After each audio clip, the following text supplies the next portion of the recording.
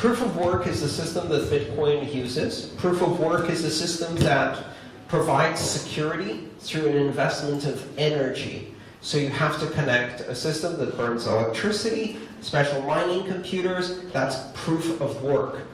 Alternative systems have since been proposed, and some of them are running on much more small scale.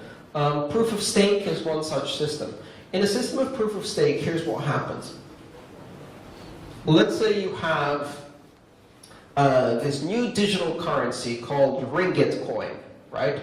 And on this digital currency blockchain, instead of burning energy, what happens is you run your computer to check the rules and validate the transactions for everybody else. And every 10 minutes, when you're validating the rules, what you do is you lock up some of your digital ringgit coin onto the chain. And it stays locked for maybe 30 blocks or 100 blocks. And while it stays locked, you commit to continue validating the rules. If you validate them incorrectly, you lose that money.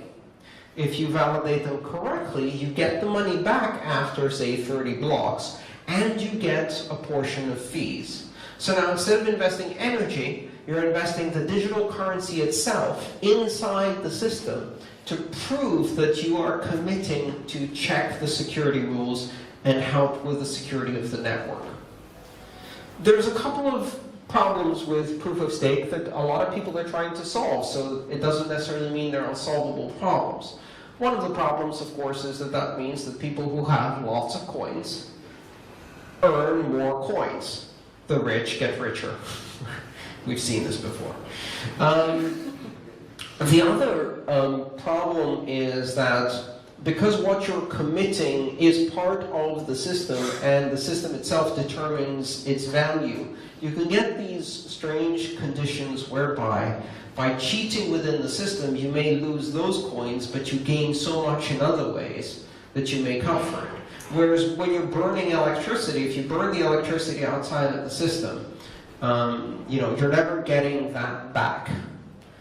So that's proof of work is an extrinsic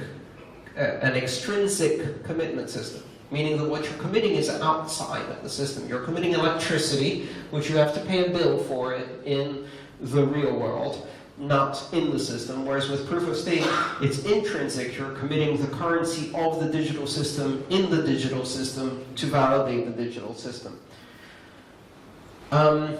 The other problem has to do with historical record keeping. I think one of the advantages of proof of work, despite that it's very expensive and uses a lot of energy, is that it allows you to create a level of immutability for the records. Now, one of the interesting things about blockchain is that once something is recorded on the blockchain, you can't go back and change it. Because to go back and change a block that's 10 blocks behind, because the next block depends on it, if you change it, you have to change all of the blocks after it. And for every one of those, you also have to redo all of the mining, which means you have to reinvest all of the electricity.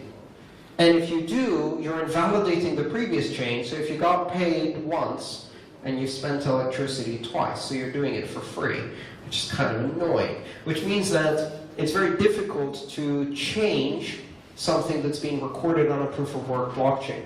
When I say difficult, the numbers are absolutely staggering. At the moment, Bitcoin is running at between 500 megawatts and a gigawatt of electricity in real time.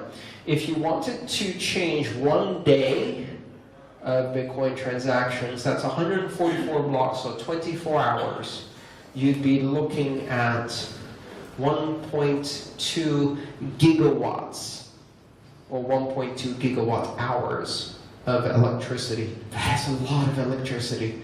You'd have to invest very large amounts in order to get maybe nothing in return, right? So with proof of stake systems, however, there isn't that external backing. There's a third system called delegated proof of stake, which is a slight twist on proof of stake, where what you can do is you can say, I'm going to park my money with this other party. They're going to lock it up in the block, and they're going to do all of the checking and validation. And we're going to share in the rewards. That's a bit like electing a representative to Congress and having them make decisions for 4 years, and then after 4 years you decide if you're going to fire them or not. Only you do it on a shorter time frame because it's with blocks. Again, very interesting. In fact, I think we're going to see combination systems. Bitcoin might end up having a proof-of-stake system. Lightning Network, which allows you to earn fees by creating payment channels where you have to commit money into the payment channels to make them run, and then you have to validate all of the transactions that are traveling across your payment channels, and if you validate them correctly, you get fees. That kind of sounds like a proof-of-stake system. So you could have this hybrid system where Bitcoin, some of the rules are validated by proof-of-work on-chain, and a lot of the off-chain transactions on Lightning Network are validated by effectively a proof-of-stake system. You can have a hybrid. They're all interesting.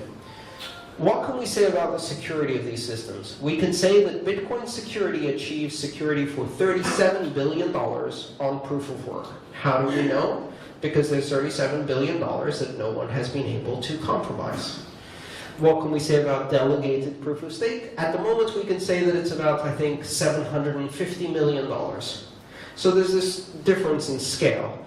Over time, both of those will push forward, and we'll see what each can do when it's put under pressure. And a lot of this really only matters when you're being attacked, right? You can have the best plan in the world if you're not being attacked.